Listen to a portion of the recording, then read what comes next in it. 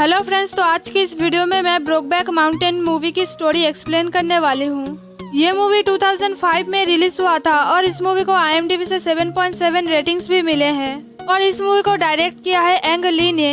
पर स्टोरी बताने से पहले अगर आप हमारे इस चैनल पे नए हो तो जल्दी से सब्सक्राइब कर लो और नोटिफिकेशन बेल आइकन को भी प्रेस कर लो।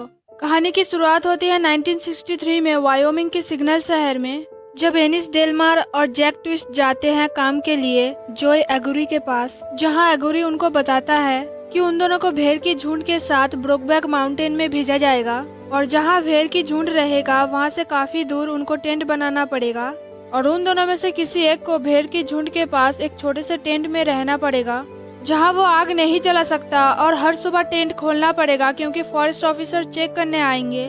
और ये काम एगुरी जैक को देता है और उसे कहता है कि वो सिर्फ खाना खाने के लिए मेन टेंट में आ सकता है, लेकिन उसको भेड़ की झुंड के पास सोना पड़ेगा और एनिस को हर फ्राइडे ब्रिज के नीचे जाना पड़ेगा ग्रोसरीज लेने के लिए, जहां एक लड़का ग्रोसरीज देने के लिए उसका इंतजार करेगा और यही काम उन दोनों को समर आने तक करना पड़ेगा। फिर एगुरी कहता है कि कल से उन दोनों का काम शुरू हो जाएगा। ये सुन के दोनों वहाँ से चले जाते हैं और फिर एक बार में जाते हैं जहाँ जैक एनिस को बताता है कि ये उसका दूसरा साल है यहाँ पर और पिछले साल एक आंधी की वजह से 42 शिप्स मर गया था और इसलिए जैक को एगुरी ने बहुत सुनाया। तो फिर वो रोडियो के लिए गया और जिन लोगों को रोडियो का मतलब नहीं पता उनको मैं बता दूं, रोडियो एक कॉन्टेस्ट है जहाँ काउबॉयज अपना स्किल दिखाते हैं एनिमल्स पर राइडिंग करने की या फिर उनको पकड़ने की। तो जैक की बातें सुन के एनिस उसको बताता है कि उसने एक बार रोडियो किया था जब उसके पास एंट्री फी के लिए पैसा था। फिर एनिस बताता है कि वो खेत में काम करता है लेकिन बैंक ने उनका खेत ले लिया था और उसके भाई और बहन ने उसको बड़ा किया।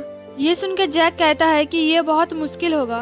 फिर अगले दिन दोनों भेड़ की झुंड को लेकर जाते हैं ब्रोकबैक माउंटेन। फिर भेड़ों को एक जगह रख के वहाँ से काफी दूर नदी के पास एक टेंट बनाते हैं। तो जैक खाना खा के रात को जाता है भेड़ की झुंड के पास, वहाँ बिना आग के एक छोटे से टेंट पर रहने के लिए और भेड़ों पर नजर रखने के लिए। और वहाँ से काफी दूर एनिस रहता है मेन टेंट में जहाँ पे आग था। अगले दिन सुबह जैक जब टेंट में आता है ब्रेकफास्ट करने के लिए, वहाँ पर एनिस उसको बताता है कि वो जब ब्रोकबैक माउंटेन से नीचे जाएगा वो एल्मा के साथ शादी करेगा और जैक उसे बताता है कि बिना आग के भेड़ों के साथ रहना बहुत मुश्किल है उसके लिए और वहाँ एक अजीब सा स्मेल आता है लेकिन वो फॉरेस्ट रूल तोड़ भी नहीं सकता। फिर ब्रेकफास्ट करके जैक चला जाता है भेड़ की झुंड के पास और रोज ऐसा ही होता है। एक तरफ जैक हर वक्त भेड़ के पास रहता था और सिर्फ खाना खाने के लिए वो टेंट पर आता था और दूसरी तरफ एनिस मेन टेंट में रहता था, उन दोनों के लिए खाना बनाता था और बर्तन साफ करता था। कुछ दिन बाद जैक एनिस को बताता है कि वो बीन्स खा खा के थक गया है, तो वो उसे कुछ और लाने के लिए बोलता है। फिर भेड़ों के पास जाके वो एक हिरन को देखता है और उसे मारने की कोशिश करता है ताकि वो मीट खा पाए, लेकिन गोली मिस हो जाता है। और फ्राइडे को एनिस जाता है ब्रिज के पास ग्रोसरीज लेने के लिए, जहाँ वो देखता है वहाँ पर फिर से बीन्स है। तो वो उस आदमी को कहता है कि उसे बीन्स नहीं चाहिए और उसके लिस्ट के हिसाब से ग्रोसरीज लाने के लिए भी कहता है। फिर जब एनिस ग्रोसरीज को लेके जा रहा था, रास्ते पे उसे एक भालू दिखता है जिससे घोड़ा डर जाता है और एनिस को नीचे गिरा देता है और एनिस को चोट लग जाती है और खाने का सामान भी नीचे गिरकर बिखर जाता है। और जब जैक मेन टेंट पर आता है खाने के लिए, वो देखता है एनिस वहाँ पे नहीं है, तो उसे फिर से बीन्स खाना पड़ता है। फिर वो एनिस के लिए इंतजार करता है वहाँ पे और शराब पीता रहता है। फिर जब एनिस आता है तो वो उसे गुस्से में कहता है कि वो जब भूखा हुआ टेंट में आया तो उसको खाने के लिए सिर्फ बीन्स मिला, लेकिन एनिस कुछ बिना बोले ही आग के पास जाके बैठ जाता है। तो जैक देखता है एनिस को चोट लगी है, तो वो एनिस से पूछता है कि उसको चोट कैसे लगी। तो एनिस जैक को बताता है कि उसके साथ क्या हुआ। फिर जैक गर्म पानी में भिगा हुआ एक कपड़े को लेके उस जगह को साफ करता है जहाँ एनिस को चोट लगी है, लेकिन एनिस वो कपड़ा जैक से ले लेता है और खुद साफ करता है। फिर जैक उसे बताता है कि वो एक सीप को मार देगा क्योंकि वो अब बीन्स नहीं खा सकता, लेकिन एनिस इसके लिए मना कर देता है क्योंकि उनको भेड़ों की रक्षा करना है, उसे खाना नहीं है। फिर अगले दिन दोनों बीन्स से बोर होके एक हिरन को मारते हैं उसकी मीट खाने के लिए। फिर कुछ दिन दोनों मीट ही खाते हैं। अगले दिन सुबह जैक कहता है कि वो ब्रेकफास्ट के लिए आता है और भेड़ के पास चला जाता है। फिर शाम को वो आता है खाने के लिए और फिर से भेड़ों के पास चला जाता है। ये सुन के एनिस उसे काम स्विच करने के लिए बोलता है, जिसके लिए जैक राजी हो जाता है, लेकिन वो कहता है उसे खाना बनाना नहीं आता है। ये सुन के एनिस कहता है कि तुम मुझसे ज्यादा बुरा तो नहीं हो सकते। उसके बाद ब्रेकफास्ट करके एनिस चला जाता है भेड़ की झुंड के पास। फिर अगले दिन जब जैक खाना बना रहा था तब एनिस नहा रहा था, तो जैक उसे देखता है। फिर अगले दिन जब एनिस ब्रेकफास्ट करने के लिए आता है तो जैक उसे बताता है कि वो रोडियो में जाता है पैसे के लिए, और उसके पापा एक बुल राइडर थे और उनके दौर में वो बहुत ही फेमस थे। लेकिन उन्होंने कभी जैक को कुछ नहीं सिखाया और ना ही वो कभी जैक की राइडिंग देखने के लिए आए। ये सुन के एनिस चुप रहता है, तो जैक उससे पूछता है क्या उसके भाई बहन उसके साथ ठीक था। तो एनिस बताता है कि उनसे जो हो सकता था उन्होंने किया उसके लिए। अब क्योंकि एनिस के पेरेंट्स ने उनके लिए सिवाय $24 के कुछ नहीं रखा, तो एनिस के भाई बहन ने ही उसको बड़ा किया और वो 1 साल के लिए हाई स्कूल भी गया था। फिर उसकी बहन ने शादी कर लिया और वो वहाँ से कैस्पर चली गई। उसके बाद एनिस और उसके भाई काम करते थे खेतों में ओल्डलैंड में। लेकिन जब एनिस 19 साल का था तब उसके भाई ने शादी कर लिया, तो उसके रहने के लिए कोई रूम नहीं बचा वहाँ पे, और इसलिए वो यहाँ पे ब्रोकबैक माउंटेन में काम करने के लिए आया है। इतनी बातें सुन के जैक मुस्कुराता है क्योंकि एनिस ने इतने दिनों में पहली बार इतनी ज्यादा बात किया है। ये सुन के एनिस कहता है कि उसने पिछले साल से भी ज्यादा बात किया है। ये सुन के दोनों ही हंसते हैं। फिर दोनों वहाँ से भेड़ की झुंड को लेकर माउंटेन के थोड़ा ऊपर जाते हैं और वहाँ पर टेंट बनाते हैं। फिर दोनों वहाँ पे सॉन्ग गाते हैं और एक दूसरे के बारे में और ज्यादा जानते हैं। फिर ड्रिंक करते हैं। फिर जब रात हो जाती है तो एनिस भेड़ के पास जाने के लिए बोलता है, लेकिन जैक उसे जाने से मना कर देता है क्योंकि रात हो गई थी। तो एनिस जैक को एक ब्लैंकेट देने के लिए बोलता है क्योंकि वो आग के पास बाहर ही सोएगा। ये सुन के जैक एनिस को टेंट के अंदर सोने के लिए बोलता है क्योंकि जब आग बुझ जाएगी तो उसको बहुत ठंड लगेगा। लेकिन एनिस जैक की बातें नहीं सुनता है और बाहर सोता है। फिर आधी रात को जब आग बुझ जाती है तो एनिस ठंड में कांपने लगता है और उसकी आवाज सुन के जैक उठ जाता है और उसको टेंट के अंदर आने के लिए बोलता है। तो एनिस टेंट के अंदर आता है और जैक के पास सो जाता है। लेकिन कुछ देर बाद जैक उसके साथ रोमांस करने की कोशिश करता है, तो एनिस पहले उससे दूर हो जाता है लेकिन फिर उसके साथ रोमांस करता है। फिर दोनों सो जाते हैं। अगले दिन सुबह जब एनिस भेड़ की झुंड के पास जाता है वो देखता है वहाँ पे एक भेड़ मर गया है, जिसे देखकर एनिस बहुत सैड हो जाता है। फिर शाम को जब दोनों ही भेड़ के झुंड के पास थे तो एनिस जैक को कल रात जो हुआ उसको भूल जाने के लिए कहता है क्योंकि वो दोबारा नहीं होगा।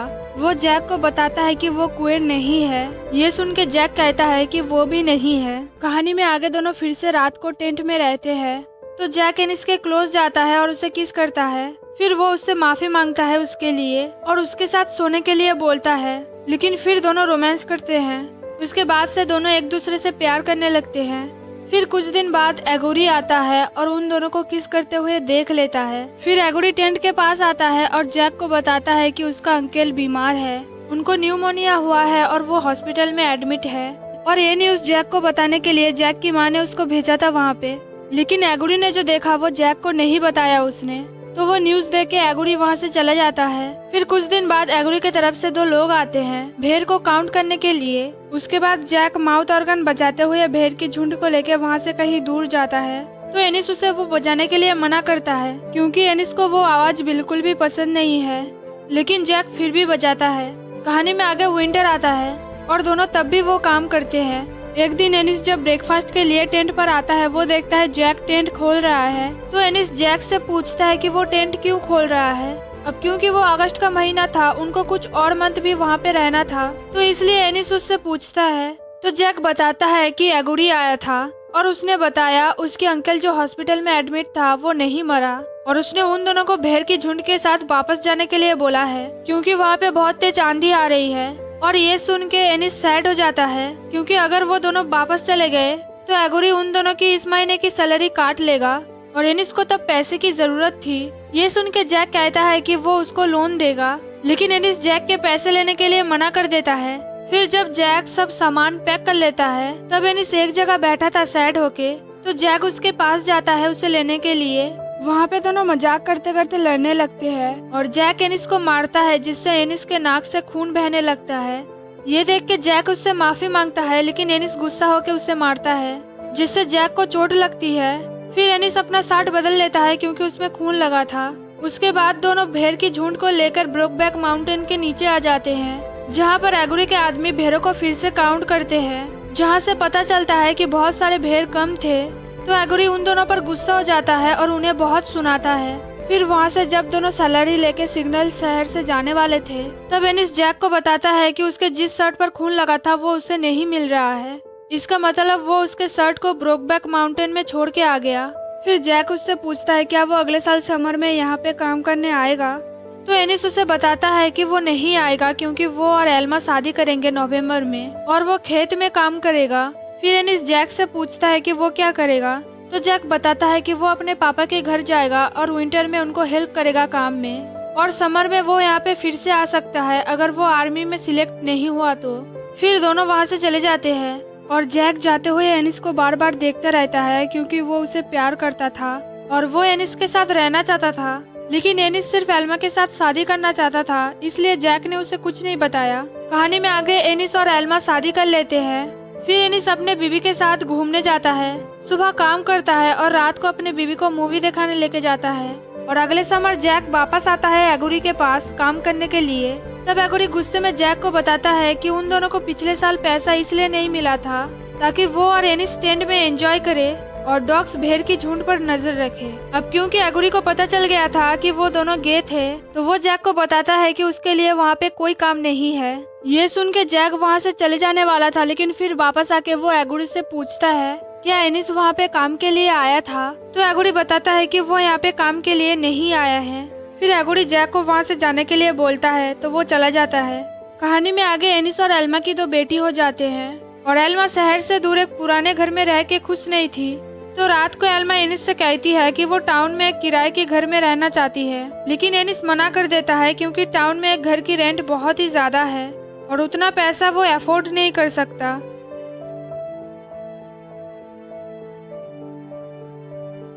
तो एल्मा उसे बताती है कि रिवरटन में लॉन्ड्रीमैट के पास एक घर है और उस घर की रेंट बहुत ही कम है, तो वहाँ पे सब मिल के रह सकते हैं। लेकिन एनिस फिर भी मना कर देता है। तो एल्मा उसे समझाती है कि वहाँ पे उसके बच्चों के साथ खेलने के लिए और भी बच्चे मिलेंगे और एनिस ने जैसा बचपन अकेले बिताया वैसा उसके बच्चों के साथ नहीं होगा। ये सब सुन के एनिस रिवरटन में जाने के लिए राजी हो जाता है। फिर दोनों रोमांस करते हैं और जैक दूसरी तरफ बुल राइडिंग करता है, लेकिन वो जल्दी ही नीचे गिर जाता है। कहानी में आगे एक रोडियो कॉन्टेस्ट में जैक देखता है लूरिन न्यूसम को हॉर्स राइडिंग करते हुए और वहीं पे जैक और लूरिन की मुलाकात होती है। फिर जब जैक बुल राइडिंग कर रहा था तो लूरिन आके देखती है, तो जैक वो कॉन्टेस्ट जीत जाता है। तो रात को वो बार में जाता है और वहाँ पे ड्रिंक करता है और वहाँ पे वो और लूरिन एक दूसरे को देखते रहते हैं। अब क्योंकि जैक को लूरिन के बारे में कुछ भी पता नहीं था, तो वो बारटेंडर से पूछता है क्या वो उस लड़की को जानता है। तो वो बारटेंडर बताता है उसके पापा की बहुत बड़ा फार्म मशीन का बिजनेस है, $100,000 की ट्रैक्टर्स भी है। तभी उसके पास लूरिन आती है और उससे पूछती है कि वो किस बात के लिए वेट कर रहा है। उसके बाद दोनों साथ में डांस करते हैं और एक सुनसान सड़क में कार के अंदर रोमांस भी। एक तरफ एनिस अपने बच्चों को छोड़ के जाता है एल्मा के पास। जब वो शॉप में काम कर रही थी तो एल्मा बहुत गुस्सा हो जाती है, तो वहाँ पे एल्मा की बेटी बहुत सारा सामान गिरा देती है। तो मोनरो आके वो साफ करता है। वैसे मैं बता दूं, मोनरो एल्मा को पसंद करता था और मोनरो उस शॉप का ओनर भी था और इसीलिए इतना सामान गिर जाने के बाद भी वो एल्मा को कुछ नहीं कहता है। और दूसरी तरफ जैक और लूरिन शादी कर लेते हैं और उनको एक बेटा होता है। कहानी में आगे एनिस जब घर जाता है तो एल्मा बताती है कि जैक ट्विस्ट ने उसके लिए एक पोस्ट कार्ड भेजा है। तो एनिस वो पोस्ट कार्ड देखता है जहाँ लिखा था अगर ये लेटर एनिस के पास गया है तो वो उस लेटर का रिप्लाई दे। और वो पोस्ट कार्ड देख के एनिस बहुत खुश हो जाता है। तो एल्मा उससे पूछती है कि जैक कौन है। तो एनिस बताता है कि वो सिर्फ रोडियो करता है और वो और जैक फिशिंग बडीज थे। ये बोल के एनिस वहाँ से चला जाता है पोस्ट ऑफिस में और वहाँ जैक की लेटर की एक रिप्लाई देता है। तो कुछ दिन बाद जैक एनिस से मिलने के लिए रिवर्टन आता है। तो एनिस बहुत खुश हो जाता है जैक को देख के। फिर एनिस नीचे आता है और जैक को हक करता है जोर से। फिर दोनों एक साइड में जाके किस करते हैं और दोनों को किस करते हुए एल्मा देख लेती है। तो एल्मा घर के अंदर रोती रहती है। फिर एनिस जैक को घर में लेके आता है और एल्मा से मिलवाता है, जहाँ जैक को पता चलता है एनिस की 2 बेटी है। तो जैक एनिस को बताता है कि उसने लूरिन से शादी किया है और उन दोनों का एक बेटा भी है 8 महीने का। फिर एनिस एल्मा को बताता है कि वो और जैक ड्रिंक करने के लिए बाहर जा रहे हैं और वो रात को घर नहीं आएगा। ये बोल के वो जैक को लेके वहाँ से चला जाता है और एल्मा जैक को रोकने की कोशिश करती है क्योंकि उसे पता था वो दोनों रोमांस करने जा रहे हैं। फिर रात को एक मोटेल में दोनों रोमांस करते हैं। फिर जैक एनिस को कहता है कि वो दोनों 4 साल बाद मिले हैं। ये सुन के एनिस कहता है कि उसने सोचा नहीं था वो उसकी आवाज फिर से सुनेगा।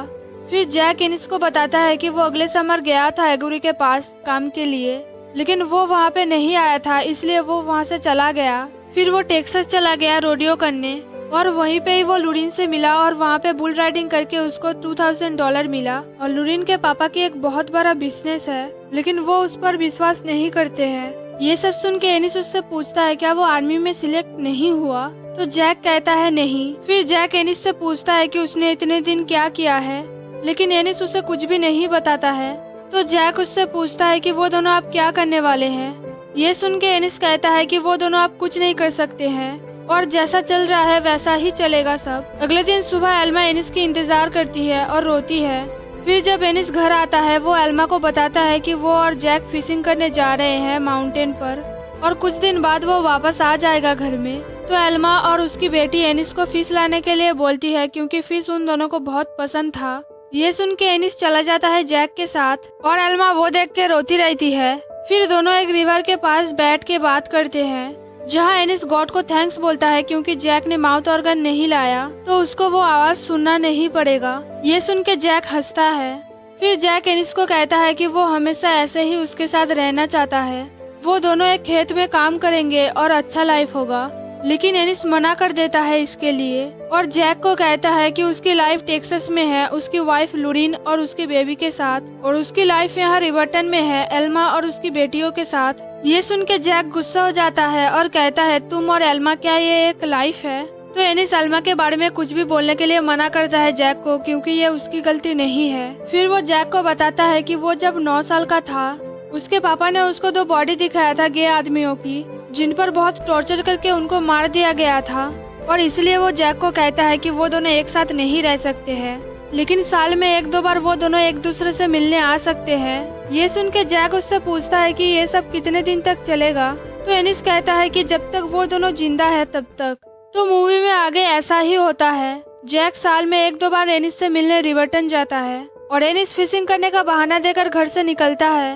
फिर दोनों साथ में टाइम स्पेंड करते हैं और एनिस कभी भी घर पे फिश नहीं लाता था और एल्मा को उन दोनों के बारे में पता था तो इसलिए वो रोती रहती थी, लेकिन लुरिन को इस बारे में कुछ भी पता नहीं था और वो अपने काम में बिजी रहती थी। कहानी में आगे 1975 में एल्मा एनिस को डाइवोर्स देती है, जहां जज एनिस को बताता है कि उसको हर महीने $125 देना पड़ेगा उसकी बेटियों के लिए जब तक उसकी 2 बेटी 18 साल की नहीं हो जाती है। तो डाइवोर्स के बाद एनिस वायोमिंग शिफ्ट हो जाता है और एनिस की डाइवोर्स की खबर सुन के जैक उससे मिलने आता है वायोमिंग में, जहां जैक एनिस की बेटियों से मिलता है। फिर जैक खुश होकर एनिस को कहता है कि उसका डिवोर्स हो गया है, इसका मतलब वो दोनों अब एक साथ रह सकते हैं। ये सुन के एनिस कहता है कि वो उसके साथ नहीं जा सकता है अब, क्योंकि वो अपनी बेटियों से महीने में 1 बार मिलता है तो वो उनको बहुत मिस करता है। ये सुन के जैक सैड हो जाता है और उससे कहता है कि वो अगले महीने आएगा उससे मिलने। ये बोल के जैक वहाँ से चला जाता है और कार में रोता रहता है क्योंकि वो एनिस से प्यार करता था और एनिस वो समझ नहीं रहा था। फिर वहाँ से जैक मेक्सिको जाता है और वहाँ एक लड़के के साथ रोमांस करता है। कहानी में आगे जैक बहुत अच्छा सेल्समैन बन गया था और उसने पहली बार लुरिन के पापा के ऊपर गुस्सा किया था, जो देखकर लुरिन बहुत खुश हो गई थी। और दूसरी तरफ एल्मा मोन्रो से शादी कर लेती है। फिर एक दिन जब एनिस रात को उनके घर डिनर करने के लिए आता है तब किचन में एल्मा एनिस को बताती है कि उसको पता है जैक और उसके रिलेशनशिप के बारे में, लेकिन एनिस उस बात को डिनाई करता है। तो एल्मा उसे बताती है कि वो उसके साथ फिशिंग करने जाता था लेकिन कभी वो घर पे फिश नहीं लाता था, इसका मतलब वो झूठ बोलता था। एल्मा की ऐसे बातें सुन के एनिस बहुत गुस्सा हो जाता है और उसे मारने जाता है, लेकिन एल्मा जोर से चिल्लाती है तो एनिस उसे छोड़ देता है। फिर एनिस अपनी बेटियों को बिना बाई बोले ही वहाँ से चला जाता है। फिर जब एनिस और जैक माउंटेन पर जाते हैं वहाँ एनिस जैक से पूछता है क्या उसको कभी किसी ने सस्पेक्ट किया है, तो जैक कहता है नहीं। फिर एनिस उससे पूछता है क्या उसको कभी ऐसा फील हुआ कि वो टाउन में है और एक इंसान उसे ऐसे देख रहा हो जैसे उसको पता हो उसके बारे में, या फिर हर जगह लोग उसे ऐसे देखते हैं जैसे उनको पता हो उसके सीक्रेट के बारे में। ये सब सुन के जैक एनिस को कहता है कि उसको वहाँ से कहीं और जाना चाहिए, शायद उसे टेक्सास आ जाना चाहिए। ये सुन के एनिस कहता है कि वो उसके साथ जाने के लिए तैयार है अगर वो और लुरिन उसकी बेटियों को एडॉप्ट कर ले। ये सुन के जैक बहुत गुस्सा हो जाता है और उसे अपने लाइफ में वापस जाने के लिए बोलता है। कहानी में आगे दिखाते हैं एनिस का एक रिलेशन था केसी नाम की एक लड़की से और वो एक वेट्रेस थी। और जैक एक डिनर पार्टी में जाता है लूरिन के साथ, जहां वो रैंडल और लासॉन से मिलता है और जहां हम व्यूअर्स को पता चलता है जैक और रैंडल का एक अफेयर था। फिर एक दिन एनिस अपनी बेटी को केसी से मिलाने लेके जाता है, जहां केसी उसे बताती है कि वो उसके डैड के साथ शादी करेगी। ये सुन के वो गुस्सा हो जाती है और केसी के साथ रूड बिहेव करती है। फिर कार में एनिस की बेटी उसको बताती है कि जब से उसकी माँ प्रेग्नेंट हुई है तब से मुनरो और वो उन दोनों पर स्ट्रिक्ट हो गए हैं। तो वो एनिस के साथ रहने के लिए बोलती है, लेकिन एनिस मना कर देता है क्योंकि उसका घर इतना बड़ा नहीं था और वो कुछ दिन बाद वहाँ से चला जाएगा काम के लिए। ये सुन के वो सैड हो जाती है, फिर अपने घर चली जाती है।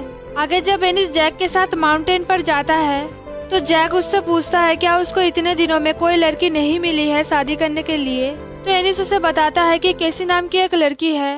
फिर जैक एनिस को बताता है कि उसकी और लूरिन की शादी बस अब फोन पर टिका है क्योंकि वो हर वक्त बिजनेस डील में बिजी रहती है। फिर जैक कहता है कि वो एनिस को बहुत मिस करता है। फिर दोनों साथ में टेंट में सो जाते हैं।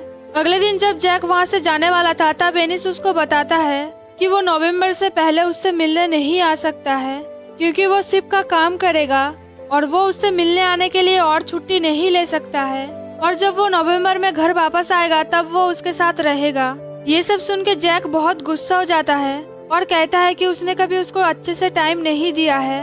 तो एनिस उससे कहता है कि उसको नहीं पता है जब इंसान टूट जाता है तो उसको कैसा फील होता है और उसने सुना है चाइल्ड सपोर्ट के बारे में भी, तो वो इसलिए जॉब नहीं छोड़ सकता है। फिर वहाँ पे एनिस को पता चलता है कि जैक मेक्सिको गया था और उसे उसके बारे में उसने कुछ नहीं बताया। ये सुन के एनिस गुस्सा हो जाता है और उसे कहता है कि अगर उसे उस बारे में कुछ पता चला उल्टा सीधा तो वो उसे खुद मार देगा। ये सुन के जैक बहुत ज्यादा गुस्सा हो जाता है और उसे अपने दिल की बात बताता है कि वो दोनों एक साथ अपनी पूरी लाइफ स्पेंड कर सकते थे और उनका एक घर होता, लेकिन उसने ऐसा कभी नहीं चाहा, तो इसलिए आप सिर्फ उनके पास ब्रोकबैक माउंटेन है।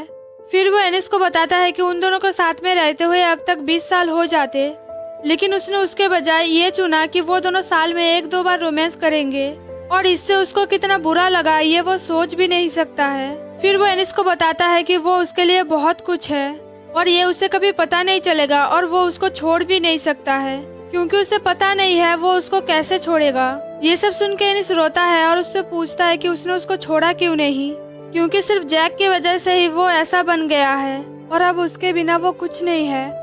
ये सब बोल के एनिस रोता रहता है तो जैक उसे चुप कराता है। फिर वो पास्ट के बारे में सोचता है जब वो दोनों पहली बार ब्रोकबैक माउंटेन पर आए थे। वो दोनों तब एक दूसरे से कितना प्यार करते थे। जब एनिस जैक को कहता था कि वो उससे मिलने सुबह आएगा और ये बोल के वो भेड़ की झुंड के पास चला जाता था और जैक उसे देखता रहता था, लेकिन अब वो उसे बहुत दूर जा रहा है और तब भी जैक उसे पीछे से देखता है। कहानी में आगे जब एनिस अपना काम खत्म करके नवंबर में वापस आता है तब कैफे में केसी उसको देख के बात करने आती है। तो केसी उससे पूछती है कि वो इतने दिन कहाँ था और उसने उसके घर पे बहुत सारे मैसेज छोड़ा था। तो एनिस एक लड़के को देख के कहता है कि वो समझ गया है क्या मैसेज था। तब केसी उसे बताती है कि कार्ल एक अच्छा लड़का है और वो उससे बात भी करता है। अब केसी ऐसा इसलिए कहती है क्योंकि एनिस उससे बहुत कम बात करता था। केसी की बातें सुन के एनिस उससे कहता है कि वो लड़का तुम्हारे लिए अच्छा है। ये सुन के केसी रोती है क्योंकि वो उससे प्यार करती थी, लेकिन एनिस के पास उसके प्यार की कोई कदर नहीं था। तो केसी रोते हुए वहाँ से कार्ल के साथ चली जाती है। फिर एनिस पोस्ट ऑफिस जाता है जहाँ वो देखता है उसने जैक के लिए जो पोस्ट कार्ड भेजा था वो वापस आ गया है और ऐसा क्यों हुआ ये जानने के लिए एनिस जैक के घर कॉल करता है, जो कॉल लूरिन उठाती है। तो एनिस लूरिन को बताता है कि वो जैक की एक दोस्त है और उसका नाम है एनिस डेलमार। ये सुन के लूरिन कहती है कि उसे उसके बारे में पता है, वो और जैक फिशिंग बडीज थे।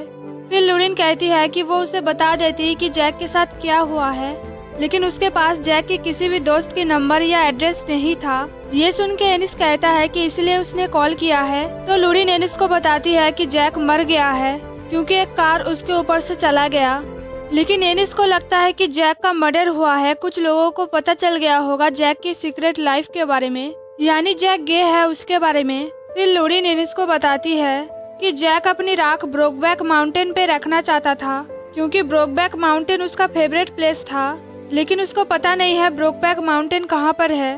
तो एनिस उसको बताता है कि 63 में वो दोनों ब्रोकबैक माउंटेन में काम करने गए थे ये सुन के लूरिन कहती है कि उसको लगा ब्रोकबैक माउंटेन उसका फेवरेट जगह इसलिए है क्योंकि वो वहाँ पर ड्रिंक करता था। ये बोल के लूरिन के आंखों में आंसू आ जाते हैं। फिर लूरिन बताती है कि जैक के राख उसके पेरेंट्स के घर भेज दिया गया है। फिर एनिस फोन रख देता है और जैक के बारे में सोच के रोता है। फिर एनिस जैक के पेरेंट्स के घर जाता है और उनको बताता है कि जैक अपनी राख ब्रोकबैक माउंटेन में रखना चाहता था। अगर वो दोनों परमिशन देंगे तो एनिस जैक की राख को ब्रोकबैक माउंटेन में रख के आएगा। ये सुन के जैक के पापा उसको बताते हैं कि जैक हमेशा उसके बारे में बात करता था और वो कहता था कि एक दिन वो और एनिस यहाँ आएंगे रहने के लिए और एक अच्छा घर बनाएंगे साथ में। लेकिन फिर जैक टेक्सास चला गया और वहाँ पे शादी कर लिया। तो जैक की माँ एनिस को उसके रूम में जाने के लिए बोलती है और जब एनिस जैक के रूम में जाता है वो वहाँ पे देखता है जैक की शर्ट को जहाँ पे ब्लड लगा था और उस शर्ट के अंदर एनिस का वो शर्ट था जो ब्रोकबैक माउंटेन में खो गया था। और इसका मतलब एनिस का शर्ट जैक ने अपने पास रख दिया था, वो उस माउंटेन में खो नहीं गया था। और ये शर्ट एनिस को याद दिलाता है जब ब्रोकबैक माउंटेन पर उन दोनों में लड़ाई हुआ था। तो एनिस उस शर्ट को हक करता है और चुपचाप रोता रहता है। फिर एनिस उस शर्ट को लेके नीचे आता है तो जैक की माँ एक बैग देती है वो शर्ट ले जाने के लिए। तब जैक के पापा एनिस को बताते हैं कि उनका एक जमीन है जहाँ पर जैक की राख रहेगा। ये सुन के एनिस वो शर्ट लेके वहाँ से चला जाता है।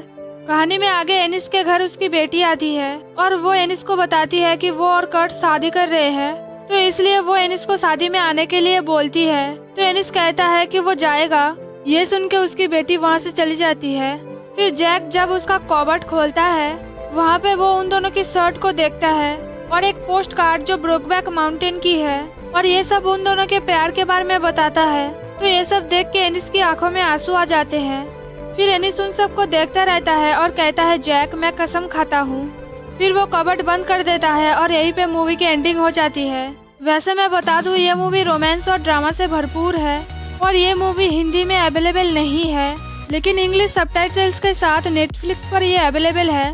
तो ये वीडियो यहीं पर खत्म होती है, लेकिन जाने से पहले वीडियो को लाइक करो, शेयर करो, नीचे कमेंट करो। Thanks for watching guys.